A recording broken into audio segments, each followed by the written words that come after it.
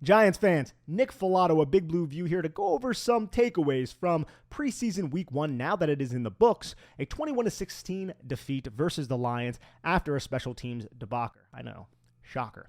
Although the Giants lost, there are plenty of encouraging takeaways and some questions about the team as Big Blue looks forward to preseason week 2 against the Carolina Panthers. The majority of the starters sat in preseason week 1 as battles for the back-end roster spot just heated up. Before we get to that competition, we should acknowledge this young secondary that played well against the Simba version of the Detroit Lions. Both rookie cornerbacks Deonte Banks and Trey Hawkins III were sticky in man coverage, providing opposing receivers little space to operate. Banks stayed stride for stride with Jameson Williams, who was one of the fastest receivers in the NFL on a deep horizontal crossing route that did hit Williams in the hands, but it was not secured, maybe because of Deonte Banks' tight coverage. An obvious OPI was picked up against Deonte Banks as well on the sidelines. Not really sure why, but Banks was in excellent coverage on that play, as well as this one time when he ran a wide receiver's comeback route for him before coming off of that route and tackling a tight end in space. Deonte Banks did not disappoint in his first NFL game.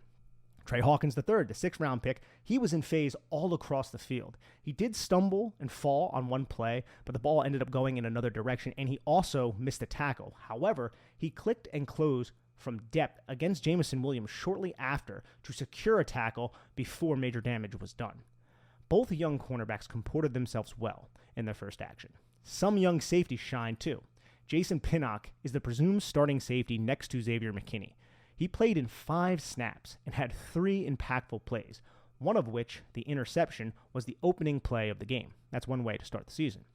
The interception may have been the least impressive of the 3 impactful plays, for it could have primarily be attributed to Tumon Fox's prompt and violent club rip to hit Nate Sudfeld and force the errant throw.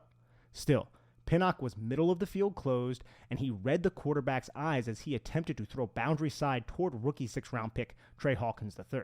It was good anticipation by Jason Pinnock, but it was a lollipop for him to secure. On the Lions' next possession, first play, Wink Martindale crashed the right boundary side of the line of scrimmage to free up a blitzing Micah McFadden and Jason Pinnock, the latter of which tackled Jahmyr Gibbs for a loss of 3. 3 plays later, on 4th and 1, Pinnock matched talented athletic tight end Sam Laporta on a horizontal cross and ended up punching the football out of his grasp to force a turnover on downs. After that, Wink Martindale, Brian Daboll, the Giants' entire staff was just like, all right, Jason Pinnock, you can come off the field now. An immaculate start for the Giants' defense. But their offense could only muster 6 points off those 2 turnovers. Pinnock wasn't the only young safety to impress, which is a great circumstance for the Giants with a coordinator like Wink Martindale who appreciates a variety of different personnel packages. We can expect 3 safety personnel and a platoon approach, and that will be made easier if players like Dean Belton and Javarius Owens continue with their development and continue to improve. The Giants had 2 interceptions in this game. Belton had the second on a poor overthrow in the middle of the field. Last season, the Giants had 6 total interceptions. Let that sink in. 6, tying for last with the Raiders. In his junior season at Iowa, which was his last, Belton had 5 interceptions, many of which were him processing routes and baiting quarterbacks into mistakes. He had 2 interceptions last season, one against Davis Mills and the Texans, and another versus Jalen Hurts in Week 18. However, the narrative around Belton may be a little bit different right now if he held on to this Lamar Jackson pass in the red zone, or if he came down with this interception from a deep half spot versus Carolina in his first regular season action after returning from a collarbone injury. An injury that we've since learned in the offseason he re-aggravated after the bye week. Belton understands and knows how to operate zone and match coverage well to force quarterbacks into mistakes. Belton played 26% of his snaps on Friday in the box with 17 in the slot.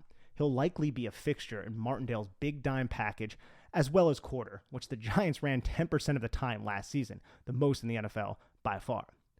Owens made a phenomenal play on the football with an exceptional read from a middle-of-the-field closed position against a Yankee concept. Owens saw through the clear-out attempt and noticed the backside cross, which would have entered an area of the field occupied by underneath coverages from fellow rookies Hobble Baldonado and Deontay Johnson. You could see Owens smoothly transition himself and angle downward through the outside shoulder of the receiver while delivering a timely, violent hit that not only dislodged the ball from the receiver's grasp, but almost resulted in a pick six opportunity. Savvy plays like that aren't typically made from 7th-round rookies. I also thought Alex Cook, the undrafted Washington safety, looked competent and physical with the third team. He had a play on the football and several run fits that displayed a baseline certainty capable of occupying a practice squad spot, which is no given for all the Giants, some of which will be jobless in a few weeks. Big Blue was one of the youngest teams in the NFL last season, and their rookie class didn't disappoint in this game. Even later round players like Jordan Riley, the mountain of a man on the defensive line who attended 4 separate universities, flashed his strength and ability to anchor as a run defender. A battle for the 53 could come down to Riley and DJ Davidson, who is still on the PUP list. O'Shane Ximenez seemed to be the frontrunner for pass rushing edge 3 behind Ojulari and Thibodeau, with Jahad Ward operating in a more specified role. Timon Fox had a little something to say about that. Not only did he have 2 pressures, one that caused the interception on the opening play, but he also held up in the run game and was pretty excellent as a backside pursuit defender. So Timon Fox made himself some money, and I also thought Baldonado and Tashawn Bauer acquitted themselves well. Baldonado had a nice win through the inside of his offensive tackle to sack Adrian Martinez, but roughing the passer was called. He quickly followed that play with another sack on Martinez, who attempted to escape the pocket. Baldonado showed strength and power as a pass rusher, but his run defense was a bit lackluster. A better anchor and a more disciplined approach in terms of responsibility will help his chances, but for an undrafted free agent, he was pretty solid. Bauer wasn't necessarily someone on my radar to compete for a roster spot, and perhaps he may not make it, but I gotta say, the Giants, they have some edge needs, and Bauer is a 6'5", 250-pound player who can operate in space adequately. He had a PBU, made a few plays in the red zone, and also looks sound as a run defender. Ximenez may be slightly ahead of players like Bauer and Baldonado on the roster currently because of his experience and his athletic ability in space. Wink loves to drop the end man on the line of scrimmage into middle hook and flats to try and undercut certain route concepts. Nonetheless, the gap between Ximenez and those 2 players might be just a bit more narrow after this game. One more defensive player I want to highlight, Micah McFadden. He's battling with Darian Beavers for a starting spot next to Bobby Okereke. McFadden did himself a favor on Friday, and unfortunately, Beavers did not dress for the game. I still think whoever wins this job won't see a full complement of snaps in base and nickel personnel where 2 linebackers are required on the field. Both McFadden and Beavers will see snaps on the defense as a second linebacker. But this run fit right here against this GF counter play would have certainly been welcomed at any point on the 28th ranked rush defense by yardage per game last season. Micah McFadden continued to do this, and you're going to see the football field. Wink Martindale did very Wink Martindale things in the preseason game. He loaded the line of scrimmage with 7 guys, applied the pressure often, dropped safeties from the line of scrimmage to a single high middle of the field close look, and ran more exotic concepts like simulated pressure and fire zone blitzes. Mike Kafka was a little bit more rudimentary with his approach. The Giants' offense did run a few RPOs and started the game with an excellent cover 3 beater, hitch seams type of look, but we didn't see anything too new. A lot of switch releases, some levels concepts, a ton of move the pocket slide type of plays, and one deep look that was not thrown off of a Poco route with a backside horizontal cross. Poco stands for post corner, and that route was run by Jalen Hyatt. Speed kills. Jalen Hyatt's going to have his. He didn't do anything in this game other than lose 4 yards on that screen. Don't freak out about it. It's going to be fine.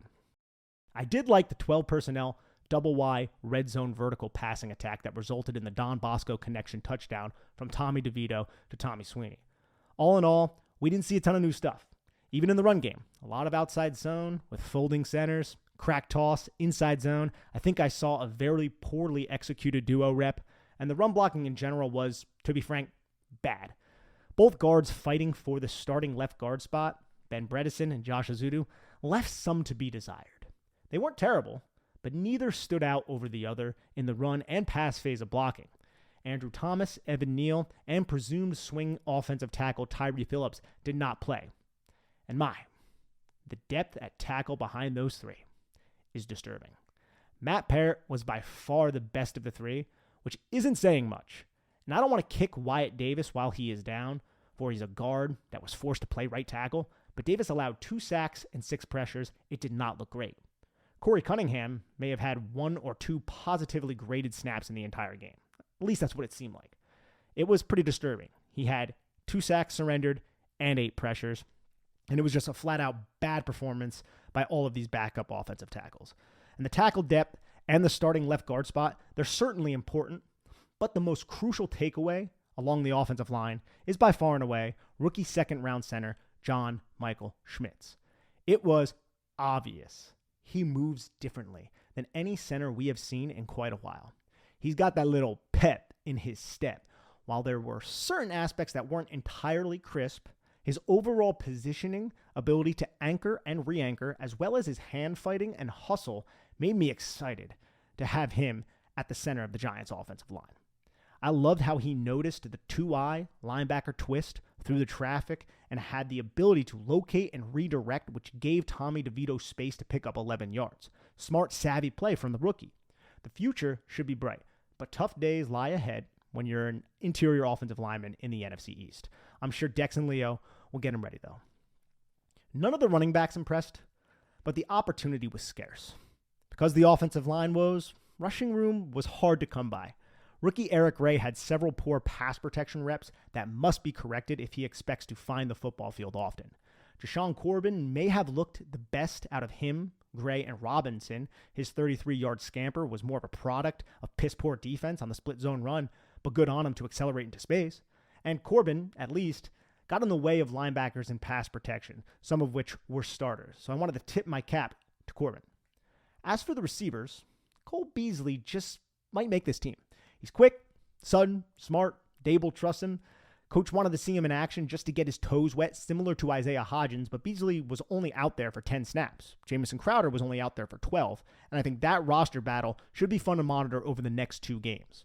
I would say Cole Beasley has a little bit of an edge if Crowder is not going to be the punt or kick returner, which Eric Gray is currently operating in that role, and it seems like the Giants coaching staff want Gray to seize that opportunity.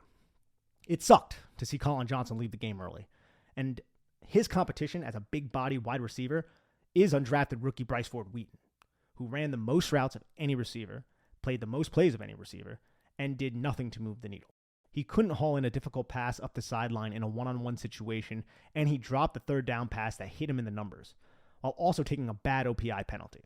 He had 3 targets and no catches, but was open off of a dagger concept at the end of the game, but DeVito couldn't change the arm slot to get it to him, unfortunately. So it was not a great look for Bryce Ford-Wheaton. But speaking of DeVito, look, he's not going to likely make the roster, but he was fun. I'd even say he impressed me, right? That tough jersey attitude suits him well and was on display as he took a beating behind a suspect offensive line. DeVito's touchdown to Sweeney was a well-placed ball, and I loved how he was able to find Corbin in the flat before getting his soul stolen due to a Cunningham mishap on the line of scrimmage. Look, was his game perfect? No. Was it fun? I think so. Is he destined for the practice squad?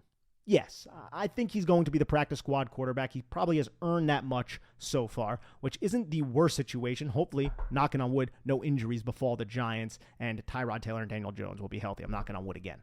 All in all, there were some good takeaways in this game. There were some bad ones. But it's safe to say we'll learn more once we see 8, 26, 78, 22, 97, and 58 take the football field. Play the lottery with that. Thank you, everyone, for tuning in. Till next time, Nick Falato signing off.